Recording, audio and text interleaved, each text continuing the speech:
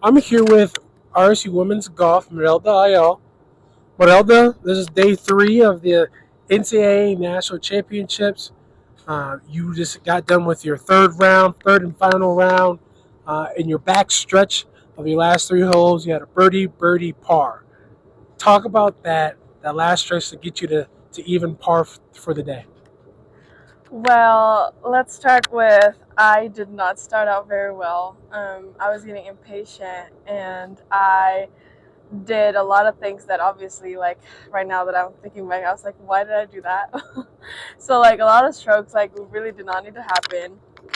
And then towards the end, I started to, like, get because even like yesterday I literally talked about how my approach shots were like everywhere and everything, so like towards or like as the day go, I kind of sort of starting to like get my feeling of like my approach, and then that then was whenever I started to like get it tuned in and like hopefully I can sing some birdies here and there, whatever, and then thankfully I did on a couple holes here and there, and especially like that last 2 holes, like that birdie farm. So Talk about what you have to do to when you're struggling like that in your first, your front 9, and to be able to lock yourself back in. What things do you do to help you to, redirect your energy into a more positive way? um thinking that this might be the last right, I think like also helped, or like um in a way that's like, why was I doing that? Like, I'm just out here to really just enjoying my walk, like my last one of it all.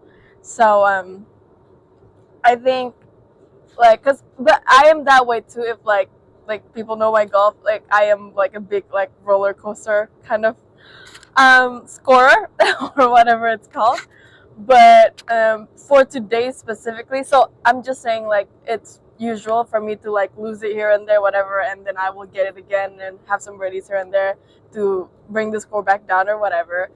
But for today specifically, it was my last walk, so I was just trying to make the best out of it and savor, the moment and everything. So Talk about your, you know, coach Hokut walked with you your last 2 holes, and your teammates greeted you at hole 18. Talk about those lasting moments, and talk about the friendship and the bonds that you've made here at RSU on the Hill, and that special relationship that you have with Coach Hokut. where do we start? The coach first. Yeah. Well, my own. She walked with me in my last 2 holes, but honestly, like right earlier, like I wasn't feeling as emotional as I was actually last night. I was horribly crying with my team on our like last team meeting or whatever, and I felt very emotional, and I was even honest with them. I was like, okay, I'm gonna tell you guys this because if I didn't, I'm probably gonna regret this tomorrow or whatever. But I just wanted to like let you guys know that you guys are my reason why. Blah blah blah. Like, those are like everything happened on that last team meeting which we had last night, and I was very very emotional. I was not even trying to. I don't know why all the big waves of emotion just happened right then and there. So I kind of like, so that happened, and I was like crying or blah blah blah. Um, but earlier, like I wasn't feeling as emotional or whatever. But then, so then when I put my last putt, I still felt okay. And I know it was my last round, so I think I haven't really processed it or whatever. And then after I finished, and then my teammates started, like, and I even saw Jess, and she already, like, heavy crying. She was heavy crying, and I think Bree was holding, I don't know, but I looked at her and then I just lost it. Because I was trying to keep it together or like even process it or whatever, but like I'm telling you, I didn't or wasn't feeling as emotional, but then I saw her as I was walking to my teammates, and then I just lost it. And then, we cried, and that moment is it's very, very like special for me. Like, it's a heartfelt or whatever, but because like, I could at the end of the day, like I do obviously care. I want to play good, whatever, but at the same time, like how much I have done for Hillcat golf is not just my golf, but who am I as a person too, and that's what I want to like live by, really.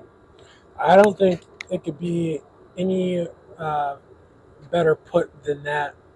It's such a beautiful thing to see friendships and relationships be so strong within a team.